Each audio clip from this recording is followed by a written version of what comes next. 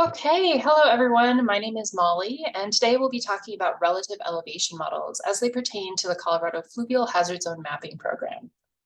Most of what I'll be talking about today is included in the Appendix C of the Fluvial Hazard Zone Protocol, and this can be found on the Colorado Fluvial Hazard Zone Program website. So let's get into it. Okay, so a quick overview of what we'll be talking about today. First of all, we'll go through a quick presentation, just talk about the basics of what a relative elevation model is. Then we'll actually go into ArcGIS Pro and try and run the tools real time to give you a sense of how these tools actually work. Then we'll talk about troubleshooting, errors that you might run into, quality checks, improving your REMs, right? And then finally, we'll discuss how to symbolize your relative elevation model for what you're working with. Okay, so REM basics. What are REMs? Well, they're relative elevation models, and essentially they are digital elevation models, topography relative to the stream channel. And in this case, you're using high resolution elevation models, so typically, LiDAR derived DEMs. And this relative elevation model is basically finding that lowest point in that LiDAR-derived DM, which is essentially the water surface elevation typically, right? And then normalizes the topography around it to that. So instead of, just having an elevation point of, 3,732 meters, it is, 5 feet above that water surface elevation model or water surface elevation point. So on the left here, you can see this is kind of just an example of a cross section with these changing colors. On the right here is a snapshot from the Yampa up near Craig. And the legend, you can see the water surface, you can see the main channel relatively clearly here.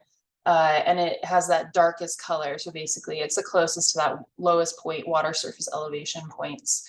And as you increase in elevation, as you maybe, get into some of this floodplain here, these are gravel ponds, you'll start seeing, an increase in this color gradient, right? And it corresponds, you can use this as a guide here. Relative elevation models are really useful when you are trying to identify fluvial signatures, right? So there is a fluvial signatures protocol within the Fluvial Hazard Zone Mapping program, and that requires you to be able to identify meanders and abandoned meanders and scrolls and oxbows. And when you use these elevation models that are relative to the stream channel itself and symbolized in such a way, it can sometimes provide an easier opportunity for identifying those fluvial signatures than if you were just using a hillshade that was derived from a typical DEM. And then a secondary use is also identifying bounding margins. So in these examples on the Yampa, you can see this darker color. This is about 20 feet above that lowest water surface elevation points. And you can kind of see above that, it's above 20 feet because it's, that's how it's symbolized here. Anything above 20 is blank, not symbolized. And so you can definitely identify that there's some sort of margin here. And then over here on this example of the Yampa, you can see this fan, and maybe with normal hillshade, with contours, you could probably identify it pretty easily, and even with hillshade sometimes, but this just gives you a really clear, perhaps a clearer idea of what is going on here. So if anyone is familiar with the previous versions of the FHZ program's REM tool, we did just update the tool to version 4. So if you haven't already, you'll want to download the new version, because the new version, instead of having 2 tools as previous versions did, this version has broken up those same processes into 4 tools just for ease and usability. So the first tool is generate cross sections. So essentially, you'll input some distance specifications, some length specifications, input a streamline of some sort, and then the tool will create these cross sections for you, equispaced, equal length, across your study area with that streamline that you input. Yeah, and this is something that you can do relatively easily without a tool. You can do it manually, but it does save time when you have a very large study area, so it can be really useful. So there's a kind of a step in between the generate cross sections and process cross sections tool, which is the second tool in this toolbox. We'll talk more about editing your cross sections later, but we'll assume you have done that, and you can go on to processing your cross sections. So this tool essentially identifies the intersection between your streamline and your cross section. And then it searches laterally 50 feet on either side of the cross section and streamline intersection and extracts and finds that lowest elevation point on the LiDAR. And so that lowest elevation point is called min-z. And so the usefulness of this tool is just because perhaps your streamline isn't exactly on that lowest elevation point in the LiDAR in the stream. And so this allows for a little bit of flexibility. Then we go on to the third REM tool, the create bounding polygon tool. So essentially this tool will take your cross sections and create a polygon around those cross section outer edges. So you can see here the yellow is this bounding polygon layer. And this is something, once again, that is relatively easy to do by yourself, with a small study area. But if you have a really complex system or it's a really large study area, this tool is really just, a nice time saver. So finally, we have the most important tool, arguably, the one that also takes, the most time to run, the generate REM tool. So this will ultimately take those min-z points and extrapolate across the cross sections. If you want a little more information about how it's done, go ahead and check out the Appendix C of the FHD protocol. So running the tools, software and hardware requirements. To run this tool, you will need ArcMap or ArcGIS Pro. For those of you who have used the previous tool, you will be excited to see that ArcGIS Pro is now compatible with the toolbox. We created a whole new REM toolbox that is specifically for ArcGIS Pro. And so, yeah, it's great to have that capability between both. So we have tested the REM version 4 tool in ArcMap from 10.8.2 and up, and that's what we recommend. And then ArcGIS Pro version 2.9.0. But that doesn't mean previous versions won't work. You may find that you are erroring out in some of the tools in different ways, and you might have to figure that out. But there's a good chance that the tools will run just fine. So I know that I ran ArcMap 10.8.0 just fine, and 10.6 has worked in ArcMap before. And then my ArcGIS Pro currently is 3.0.2. So experiment with that. And if you're getting a lot of errors, then perhaps it might be time to upgrade to a new version of Arc. In addition to just having ArcMap and ArcGIS Pro, you will need to have the Spatial Analyst and 3D Analyst extensions in your Arc toolbox. You will also need Python. This is version dependent on your Arc version. And then RAM, we suggest you have at least 16 gigabytes. My desktop has 32 gigabytes and runs really, really well, I would say. And my laptop has 16, and it takes a little bit more time for sure. Then hard drive storage, you'll want at least 3 times the input DM file size. So what's great about the REM toolbox is that you technically only need 2 initial layers in ArcGIS. The first being a streamline. So let's talk about the streamline quickly. If you see here in this example, the light kind of green color is a little hard to see, but that is the National Hydrography Dataset streamline. And you can see that in this hillshade, it's not exactly following where we can see the channel is going. And that is because I believe the NHD datasets are using 10-meter DEMs to extrapolate streamlines. And in this case, we need high resolution data. We need 1 meter resolution data typically. And so we highly recommend that you go in and manually redelineate that streamline. And sometimes it's easy to start with NHD or something similar and just edit it. Sometimes just creating a whole new streamline might be the best idea. You know, as a side note, as a bonus, you will learn about your study area so much more than if you were just, you know, inputting these layers that you don't know much about. So it really forces you to learn more about your study area, which is good. Okay, so while I said there were 2 layers that you truly do need, there is an optional 3rd layer that you can choose to have when you have highly meandering sinuous streams. This layer is the valley or meander line, and this is extremely useful when you are editing your cross sections. That is a process that occurs between generating your cross sections and processing your cross sections. It's essentially required to produce a good REM, high quality REM.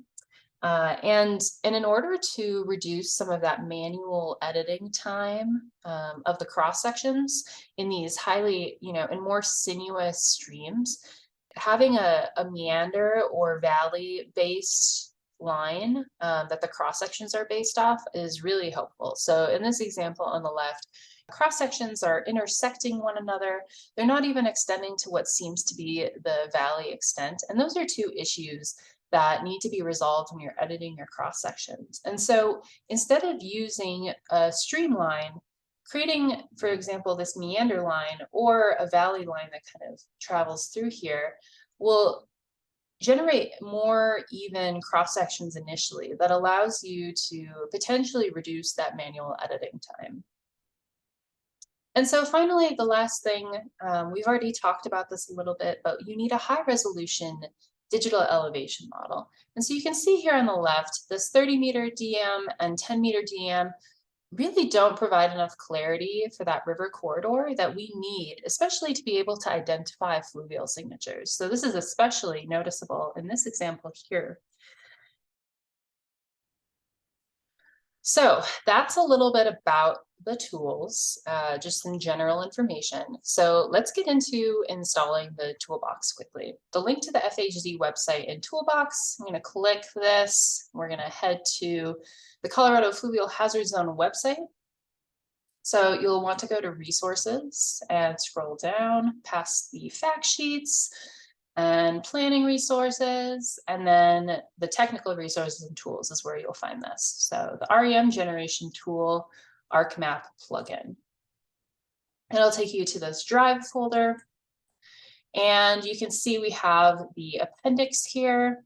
We have a troubleshooting guide, and then we have 2 toolboxes, one for ArcMap and one for ArcPro. And so just as a reminder, while this toolbox is compatible with both ArcMap and ArcGIS Pro now, you will need to download both and install both to be able to work in both. But let's head on to GIS and take a look. So I will be primarily presenting in ArcGIS Pro. I know some people are more familiar with ArcMap. Hopefully what you see here today is not too difficult to translate over. Now, if you did want to install that toolbox, there's a few ways to do it. You can go to Insert Toolbox, Add Toolbox, and find where you saved that toolbox file. Or you can go into your catalog, find the Toolboxes folder, and add Toolbox there. And so that's what I have done, and you can see that I've got this Pro REM Tools 4.0 toolbox with all 4 of those tools that we mentioned before. So let's go ahead and get started. So our little study area here is of Longmont and the St. Vrain River flowing through Longmont up where it meets the Boulder Creek and up to the main highway here. So this is the imagery. Let's go to elevation model. The first tool that we will be using today is the Generate Cross Sections tool. So like I said, this will be very similar in ArcMap, but this ArcGIS Pro does have one extra little input here, so don't be worried if you don't see that in ArcMap. First of all, you will put in your streamline. As I mentioned before, it might be more useful to have a valley line or meander line, and this is where you would use that. So I'm going to go ahead. Let's show you what these look like. Okay, so we've got the streamline and we've got this general valley line here in the orange, right? Kind of traveling through the valley and the meanders. So we'll input that valley line, and then you have to decide what distance between each cross section you would like and the cross section length. This is something you might want to experiment with. Not every study area will be the same, but you don't want to have too few cross sections because the tool, the Generate REM tool, will have a difficult time interpreting that and generating a high quality of REM. But then also you don't want to have too many cross sections because that can produce erroneous topography as well. We've had some issues with that recently with this kind of wavy, undulating topography because of too many cross sections. So you'll want to take a look at your study area and just maybe experiment a little bit. Let's say for the sake of this, we'll do 1,000 feet between each cross section. Maybe that's too little, too many, we'll see. Okay, cross section length. You want to have your cross sections extend all the way past the valley margins a little bit, so you're encompassing everything. I don't know what that will be at this moment. I'll try 4,000 and maybe I'll have to fix that. Then you will specify the distance and length units. So I'll say feet here. You will choose an output path file. So we've got seminar files. I will put it in here. I'll quick delete that in a second. And then active maps. As some of you may know, in ArcGIS Pro, you can have multiple map interfaces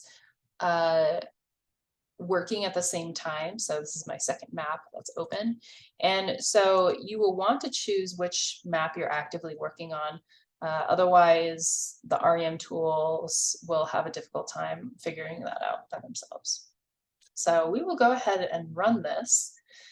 While we are running this, let's talk about a few things.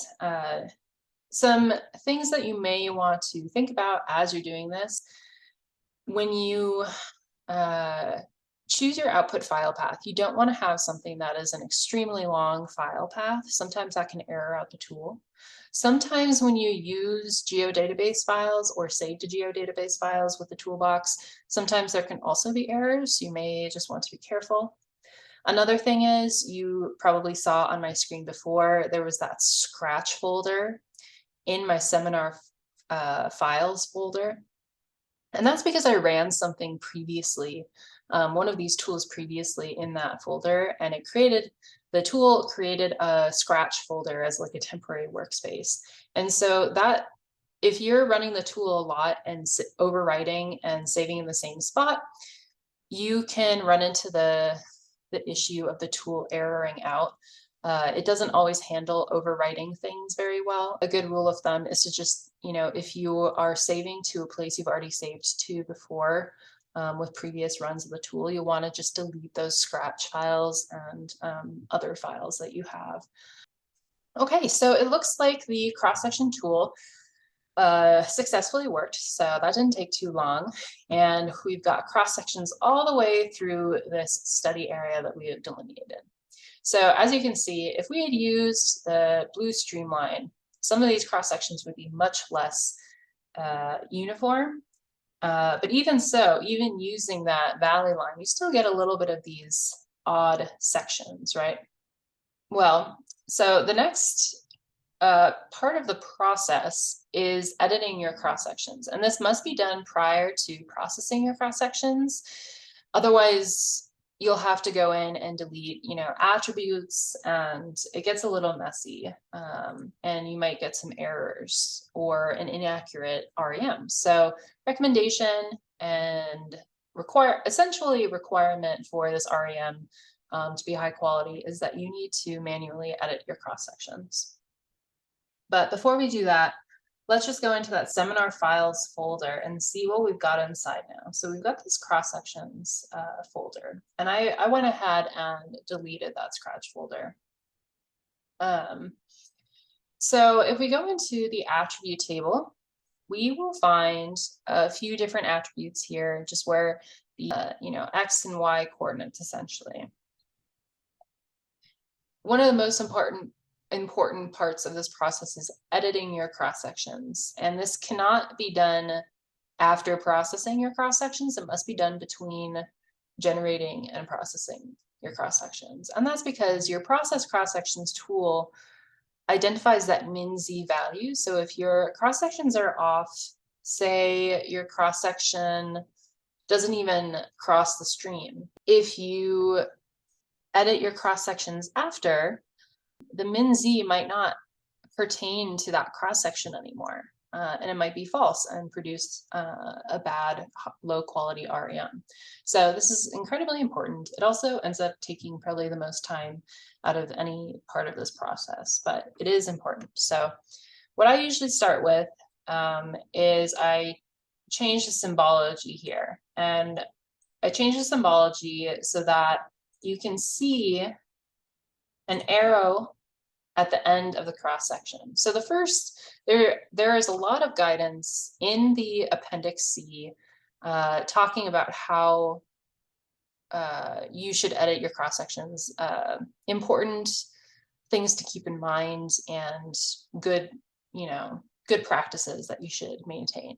So one of them, one of the easiest, is that if you're looking downstream, the cross sections should start from left and end on the right. So going left to right. And as you can see, this is Longmont here, and the St. Vrain is flowing downstream this way. These cross sections are pointed the wrong way.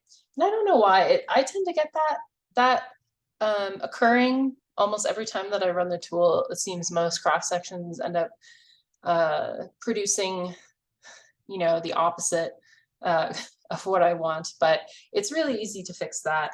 So sometimes you'll have some cross sections that are, pointing the right way and some that aren't, but something that you can do pretty easily is just flip the line. So you just input your cross section layer here. Let's see, some other things that you need to think about. Cross sections should not be crossing one another or the stream at multiple points. So over here, we're looking good in terms of those criteria, but you can see up here, there is this problem of intersecting cross sections. And so I would go and rotate the cross section, try and make sure that doesn't happen, right? The next thing, though, is that cross sections should cross the streamline relatively perpendicularly. And it's generally wise to keep the cross sections relatively consistent with the valley morphology. See how these, can be generally perpendicular, but are also relatively fluid. There's no immediate changes. And generally that seems to produce a better REM. So that's something that'll take a lot of time typically, but hopefully with using your valley line or meander line, when you generated cross sections, that'll help a little bit with that. So another thing that could be really useful when you're trying to reconcile with, the perpendicularity and, in insinuous sections of the stream, sometimes it can be really difficult. Here's a great example. How are you going to have these perpendicular but still kind of relatively fluid across the valley? And that's where bending cross sections might be useful. So I'll show you what that might look like. Like I said, this isn't a perfect REM, and there are definitely some problems. But you can see how this cross section here is bent, and so it is able to cross the whole valley, generally still follow this valley trend, and cross the meander relatively perpendicularly. This one not so much. That one not so much either. So those might be points where the REM does not look very good. But that is an option And you'll want to play around with that and see how that works for you. Something that I also try and do is stick cross sections in the middle of meanders to avoid this problem. So like this here. This would be easier, right? This meander. I'd honestly say there's maybe too many cross sections here anyways, but this might end up becoming a problem. It's not crossing the streamline a second time, but it is close to that. So that's a potential problem. Something else that you can do to accommodate your system is you can vary the distances between cross sections to accommodate difficult sections or turns.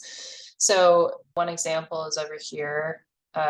You have this turn, right? And so your cross sections, if you just had like the same distance here, you might just have 2 cross sections, but because it's bent and over this wider area, it's not going to be the same distance. And maybe you want more cross sections there to really better understand the area. And so you add a few in, and that's a possibility as well. Another thing to note, confluences. So see how Boulder Creek is coming in. It makes it very complex in terms of relative elevation models. Generally, when you have a confluence and you're interested in both streams, you need a second REM for that other stream. Because if you just use one REM, you will need to have your cross section cross both streams at the same elevation point. And that can be extremely difficult. And it's just best practice, I would say, to create a second REM. Last thing that I'll talk about, like I said, you can find this information in the Appendix C, and I would highly, highly recommend that you do take a look at that before you create an REM. The last thing I'll briefly mention here is you want to avoid having cross sections traveling parallel with levees or roads, especially on top of them, because that can influence the REM and how it extracts its points. So see here, I believe this is I-25. The cross sections are near it and around it, but they are not on top of I-25. And hopefully that will mitigate some of the issues with that highway. Another thing too, you can see this area is pretty complex. There's this confluence, but not only that, there is this substantial area full of gravel ponds. And generally, you don't want to have your cross sections traveling through gravel ponds. It can sometimes muck with results. So you want to try and have them on the outsides of the gravel ponds. And if you have any interesting features that maybe there's a dam or a nick point, having cross sections upstream and downstream of that and not on top of them are useful things to think about. So that's all I'll talk about in terms of editing the cross sections. And I think now we are ready to go into processing those cross sections. So I'm going to delete this because that's our old unedited cross section layer, right? So now we're going to go into the Process Cross Sections tool. You can see there's 4 inputs. We're going to input our cross sections. So cross sections unprocessed, then a stream center line.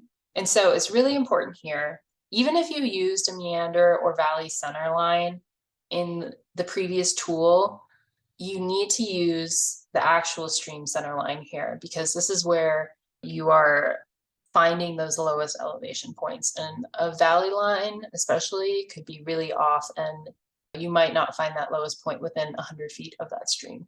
So incredibly important. Remember to use your actual stream center line here. Okay, ground DAM. So this will be your LiDAR. We've got LiDAR from 2020, which is great. And then we have an output file path. And so I'll put that in seminar files as before. I haven't actually tried saving the process cross sections file into something else other than where I saved the generated cross sections file. But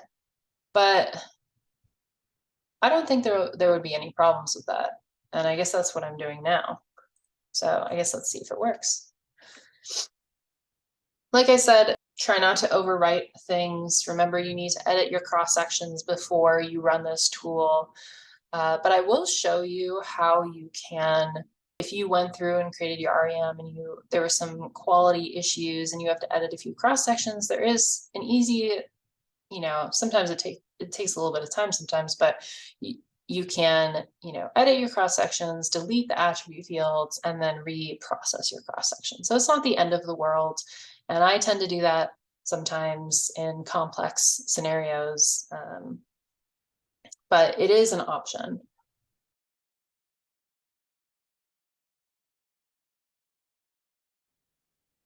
Okay, so the tool says that everything ran okay and our cross sections are processed.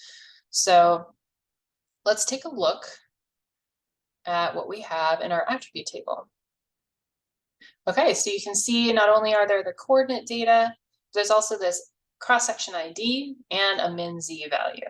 That's great. So those are the lowest points. And what's cool, if you go back into your catalog where you saved everything, let's refresh that. You have the scratch folder, you have the cross sections, and you have this lowest elevation shape file. So let's put that in here. Okay, so it provides you the actual location of where min-z was found for each cross section. So remember that your streamline doesn't necessarily represent the exact lowest point, and the min-z tool or the process cross sections tool finds that min-z along 100 feet of that cross section. So there's going to be a slight disconnect from where the streamline is and where these points are, but it can be really useful to have those points and see that. So pretty cool. Okay, so next thing we need to do, perhaps the easiest part of this, we need to create a bounding polygon. So you will input your cross sections. In this case, we'll just put cross sections final. That's fine. It's the same thing as our unprocessed that has now been processed. Then we'll choose an output file path. I will continue with my seminar files folder, and then active map, which is just an ArcGIS Pro thing. And we will run this tool. And ooh, that's interesting. So we actually got an error. And I'm not sure why we're getting this error. I keep running into it. But let's take a look and we'll talk about errors in a little bit. So let's say this is what we achieve for our bounding polygon. Let's take a look at our cross sections versus bounding polygon. It looks like it's generally encompassing everything. However, one thing you will want to check with your bounding polygon is sometimes it has the problem iterating over adjacent cross sections, and it can create some weird spots. And so if that's the case, such as this looks a little odd, you'll just want to go in and manually edit that. It usually doesn't take too long. So just make sure. So I'm just going to reshape this based on where these cross-section ends are. It's a little messy over here. Okay, let's see if that works. A little better. And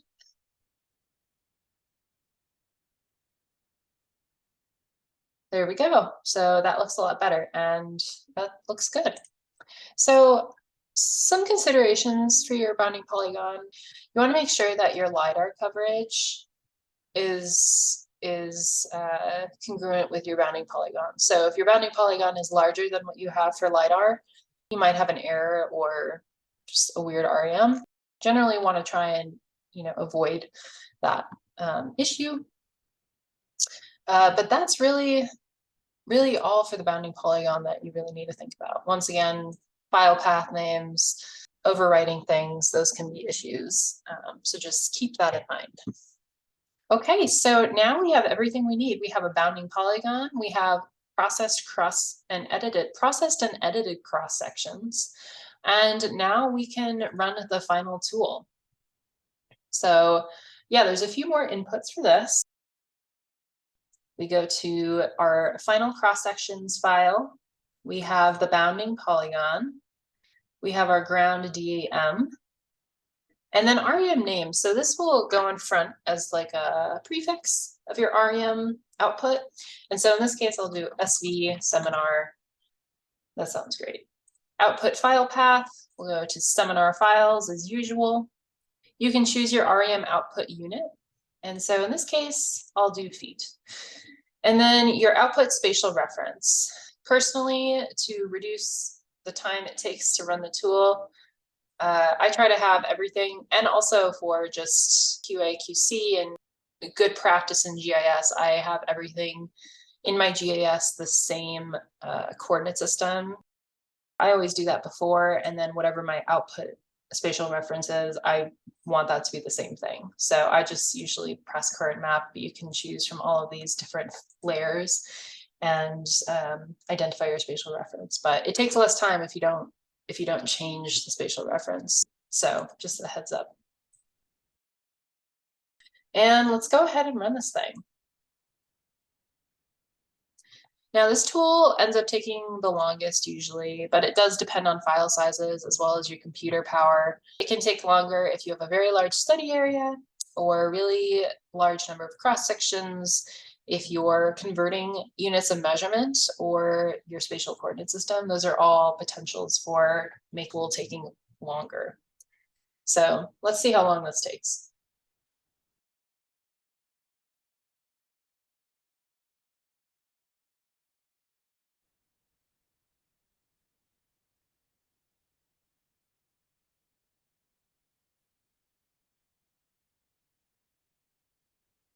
Okay, it looks like our relative elevation model has completed. That took about maybe 4 minutes, not too bad. And it is encompassed within that bounding polygon layer that basically clips it. Not a very useful symbology, but we will talk about that in a little bit. Let's get into some troubleshooting opportunities here. So while we produced an REM here, sometimes the tools may error out, as we saw with the bounding polygon tool. And this can be really frustrating and exhausting trying to deduce why your tool is erroring out. So I'm going to talk about maybe a few examples of why you can get some errors and just some best practice things. And once again, this ties in a lot with cross-section editing and cross-sections, and you can find a lot of that information in the Appendix C. But some of the biggest reasons for tools erroring out are you have a bad streamline, for example, or polygon or cross-sections. Let's see if I have a good example of a streamline. Okay, so I'm going to just quick head to our nicer looking REM with some different symbology here.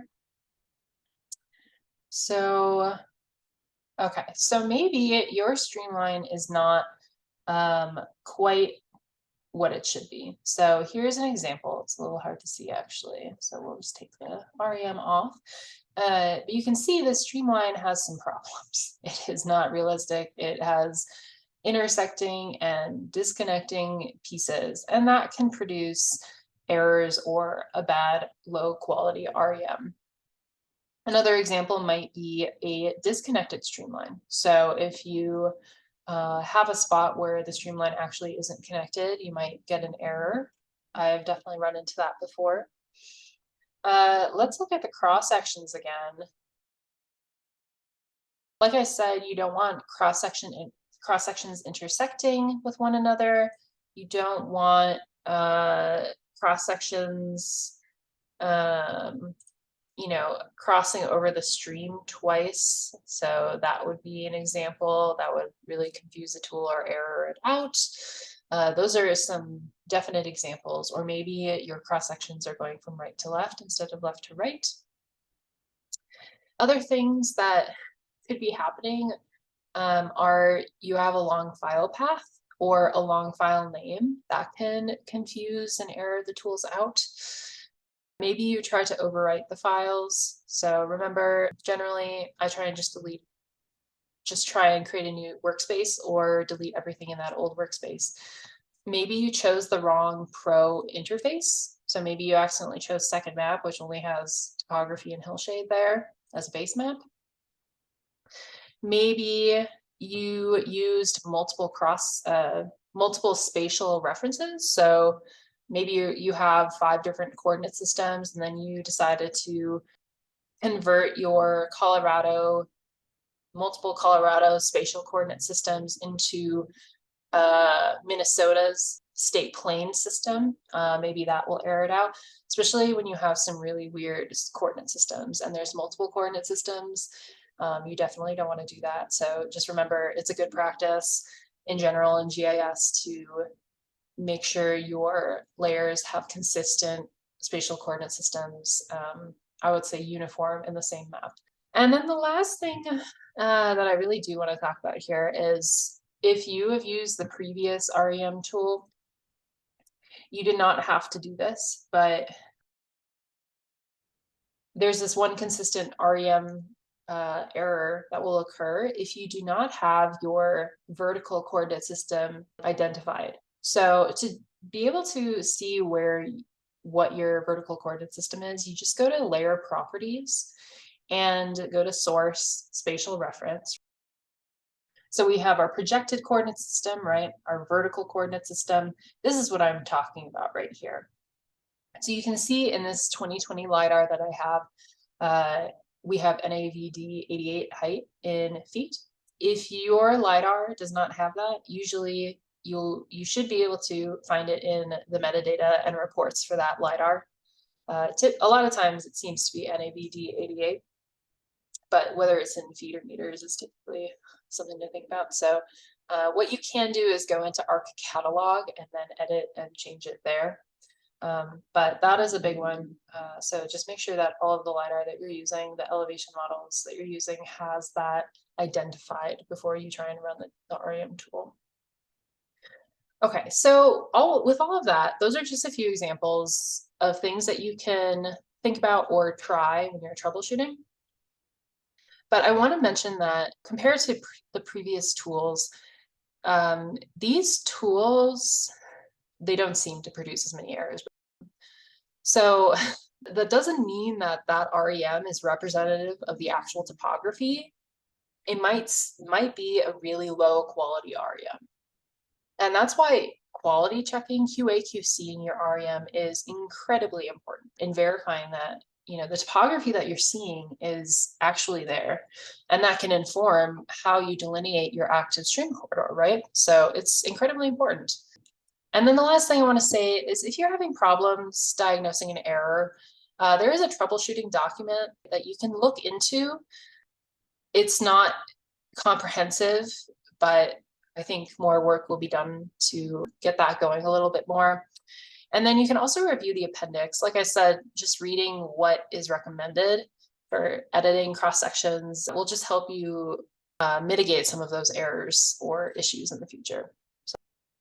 Okay, so let's move on to quality. Like I said, QA/QCing these REMs is incredibly important, especially since a lot of these problems, sometimes they will error out your tools, sometimes they won't. And so, it's incredibly important if you want to have a high quality REM. The first thing you can start out with is just a simple visual assessment for major problems. And over time, you may be able to easily identify the reason for the problem as well. So let's take a look at that symbology that I had before. Okay, so there's probably a good amount of things that we could think about here, but some easily identifiable issues could include erroneous topography. For example, undulating topography because of too many cross sections. So this is something we've run into before, where there's too many cross sections and all of a sudden you're getting this topography that aligns with the cross sections and might not be real. So kind of looking here, this might be an example of that, where maybe this is a sign that we have too many cross sections. Something that is really useful here is changing your transparency. So the REM is overlaying the hillshade. So if I didn't have it transparent 40%, this is what it would look like. But if you overlay it with some transparency, you can kind of see that hillshade popping through, and it almost helps with the definition. So in this case, when you're looking at just the the hillshade and the REM, it doesn't necessarily look like there is that elevation change. Maybe there is, but that would definitely be an area that you want to look into more. Another thing that generally does not look like a high quality area is when you have these huge sections of blue or just huge sections in general like this. That generally means maybe your streamline isn't exactly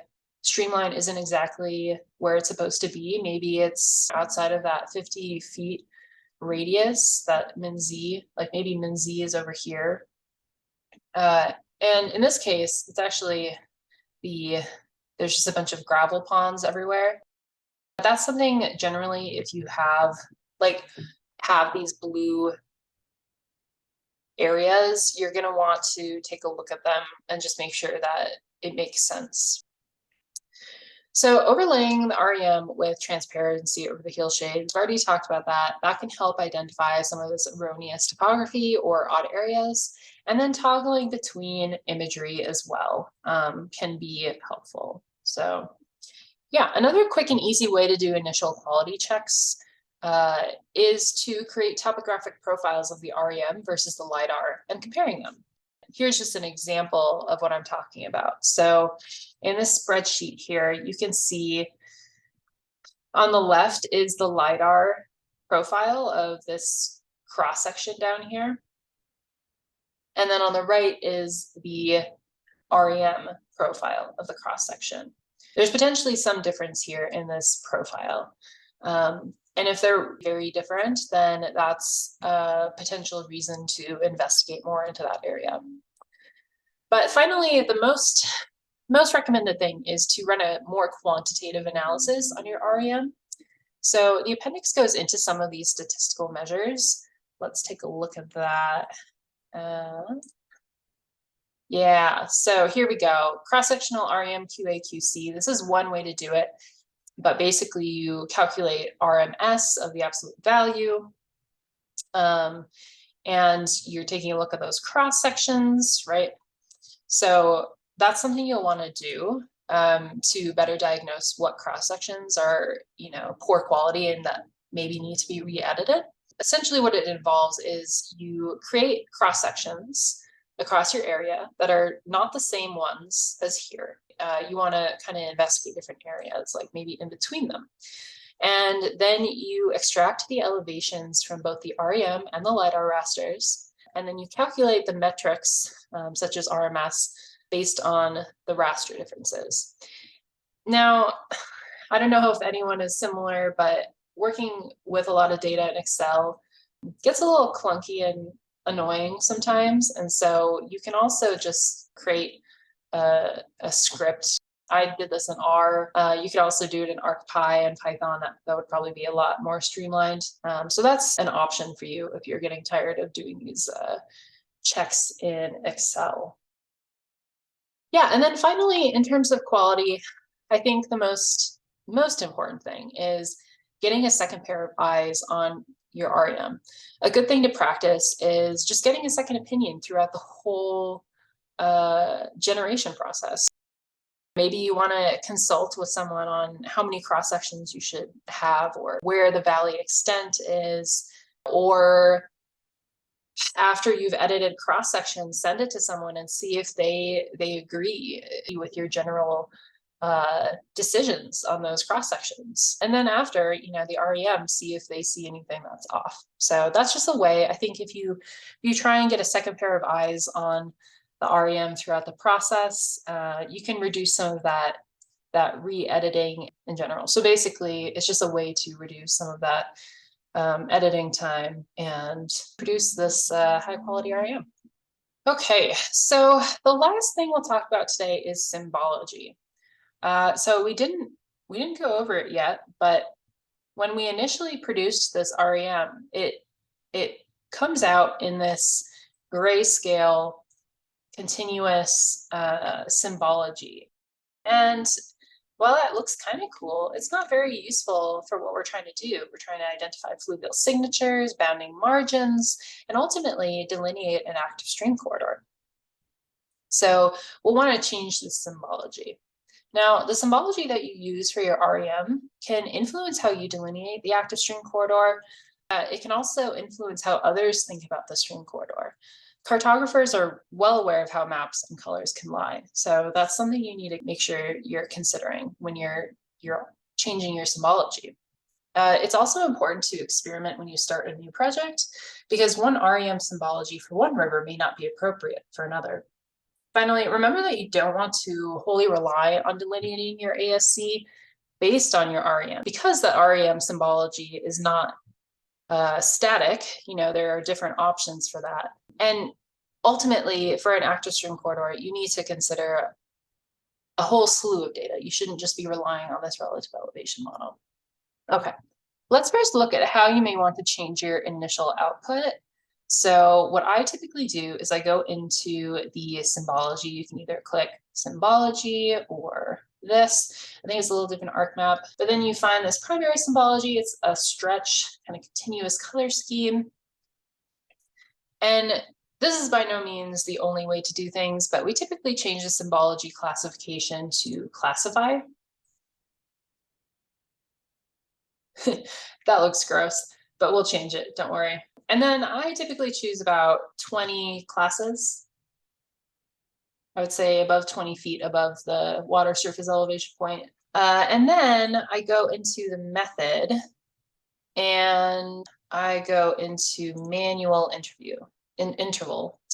And so then we can specify what these intervals are going up by. Let's start out with just going up by 1 foot.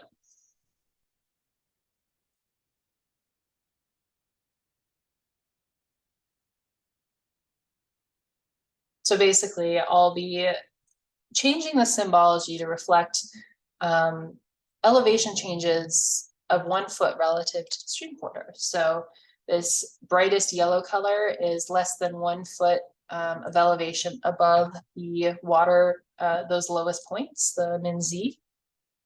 And then as you get into the orange and the red, you start increasing in elevation. So maybe I'm at the floodplain or small terraces now. And like I said, I typically don't do more than 20 classes. I mean, it depends on your situation. Maybe you need that. Or maybe you're really interested in some floodplain topography or these old terraces that you see. Maybe you're going up by half increments. These are all things to consider, and it won't be the same for every stream. Okay, and actually what I'm going to do is just keep it at 19, and then I'll say no color after 19. So anything above 19 feet is not shown here. Okay, so it's much easier to identify some things. You can see some complexities here, right? But I don't really like the color scheme. So maybe I will change it to something like this. I don't know. Ew, that kind of looks gross too. So you saw how long it took me to input this manual symbology. What's useful if you work with REMs a lot is you may want to save your symbology as a layer, so you can just input it in other scenarios. So if you want to do that, you can go up to share. There's probably other ways to do this, but I save as a layer file. So I save this seminar REM file as a layer file. And then I can come into this symbology here and import from layer. So I've got my input layer of my seminar REM, and then the symbology layer. I've already got a few loaded here. I'm going to do this symbology layer.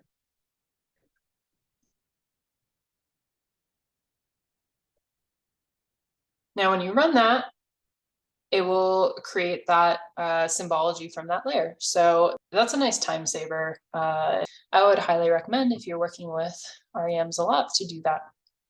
Now let's take a look at some different examples of REM symbologies that you may or may not want to use. Let's go on over to the info.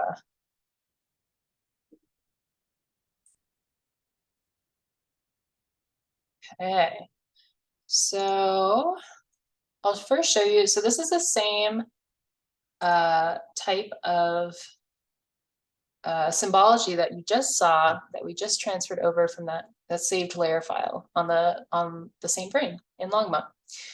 So this one I tend to start out with in a lot of scenarios. I like that there's this general blue color indicating the stream. It's kind of more intuitive. And then you get these light blues where you can see it's maybe very hydrologically connected, or maybe that's the floodplain. And then you get these greens that maybe some of them are more temporarily or seasonally flooded once in a while. Then you get these yellows, and this is where they're on the Yampa, there's these kind of bluffs that start. Or over here, you can see this is a fan. Yeah, so this is a jumping off point that I tend to start out with, but it's by no means perfect in any scenario. So let's look at, yes, okay. So this is where working with transparency again is useful. Okay, so, while I love my basic here, this initial one, say we're looking on the floodplain here and trying to identify whether to include this, or maybe you're really interested in this area, maybe there's a project going on or something. You want to check that your REM symbology is also reflecting the topography that's going on. So let's go transparency. You can see here that, yeah, this seems to be like a low point here, used to be a meander. And then there's like these tiny little maybe overland channels during floods, but they're not really very represented in this REM. It's all the same color except in this little spot here. Well, if you want to kind of experiment with that, or maybe identify some of those really small features, or maybe, just these 1 foot increments really just aren't showing you what you should be seeing, you could try going up by 0.5 feet. So in this case, I only changed, I didn't go up by 0.5 feet everywhere, just in this kind of floodplain area. But let's do transparency. Okay, so you can see now that's really kind of identified those overland, those overbank, I should say, flow paths, right? So that's something to consider. I'm not necessarily saying that this is a good practice, but it's something to think about. Yeah, okay, so let's see, what is next? Okay, so we also have an example of this near the channel of using 0.5 just initially, between 0 and 5 feet. So between 0 and 5 feet, you go up a half foot increment, but then after that, you go up a foot. So let's see how that is different than the basic. Okay, we can see there's like a slight little bank here. There's a little bit of wet, connected areas. In the basic, we've got, it seems a lot more connected. And so that's something that you also have to think about is, if you're changing the increments to something and you're using, you're used to a symbology, you may want to be careful because you have to readjust your brain and how you look at that in symbology. So yeah. Okay, what else do we have here? We've got this nice this nice color scheme. I have never actually used this one before. I think this one has some positives to it. I would say, the intuitiveness of the blue stream, and then you can see that, the high elevation points are a very different color. So that's good, having that kind of gradient. But once you're kind of in those intermediary zones, it's a little hard to see what's going on, I think, because there's such a long transition. So I've never actually found this one to be very useful. But, once you put the transparency on, it actually doesn't look bad. But yeah, once again, it almost makes this whole area very general and maybe perhaps harder to identify what's going on than previous. So Something that I like to use sometimes is this magma classification. If we go into symbology, and you can show names of these. So Inferno or Magma, those are two examples. The ArcGIS website states that these color schemes are designed and scientifically proven to reduce misinterpretation due to color schemes. And so maybe that could be useful in your REM studies. I do like this one, and I have used it before. It's not necessarily perfect in every system, like I said. You'll just have to kind of experiment.